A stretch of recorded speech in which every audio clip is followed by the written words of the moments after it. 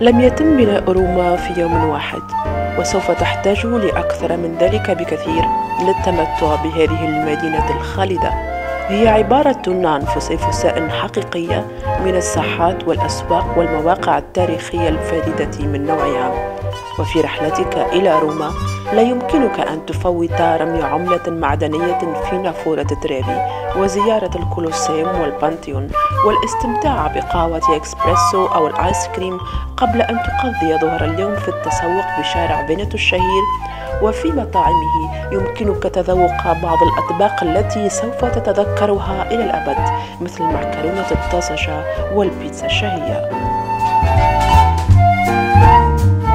فلورنسا هي حلم كل من يحب الثقافة والتاريخ. معرض الأكاديميا لديه مجموعة غنية من أعمال الفنان الشهير ميكелانجيلو، ويمكن للمصورين الناشئين تسجيل لقطات من بونتيفيكيو، كما يمكن لمحبي التسوق قضاء مساء جميل بين المحلات التجارية في ساحة سانتو سبيريتو. أما المطبخ التوسكاني فهو يشيد بكرم أهل المنطقة، وما عليك إلا أن تتذوق الخبز مع زيت الزيتون المحلي لتشعر فورا بأنك على مدينة السعادة. كل ما سمعته عن فينيسيا أو البندقية هو صحيح 100%. الجندول، القنوات، الأطباق الشهية والرومانسية، القصور والمباني والكنائس كلها تطل على البحيرة وتجعل من رحلة إبحارك على القناة الكبرى وكأنها جزء من لوحة فنية. ولتعيش حقا تجربة البندقية عليك حضور استعراض الأوبرا أو حفل الموسيقى الكلاسيكية والتجول في معارض الفنية. أما عشاق العلامات التجارية الإيطالية الفاخرة فسيستمتعون بالتسوق في ساحة سان ماركو.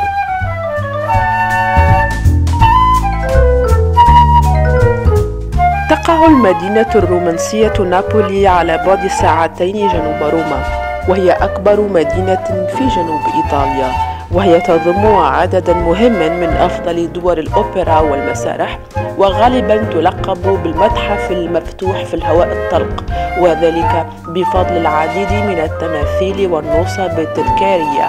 فلا تفوت جولة على الأقدام عند غروب الشمس على طول كورنيش خليج نابولي، كما عليك زيارة ما تبقى من مدينة بومباي التي دمرها بركان الفيزوفيو سنة 79، كما عليك زيارة المدينة العتيقة لتشعر بكرم ضيافة سكانها.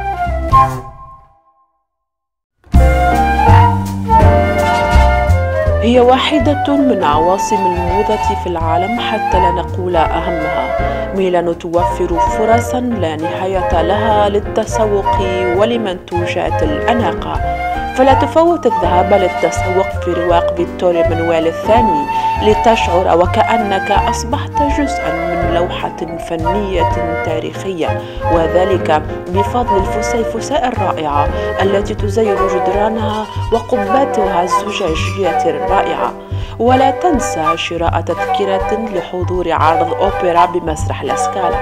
أما في الليل فيمكنك الغوص في الحياة الليلية النابضة بالحياة في حي نافيل الرومانسي.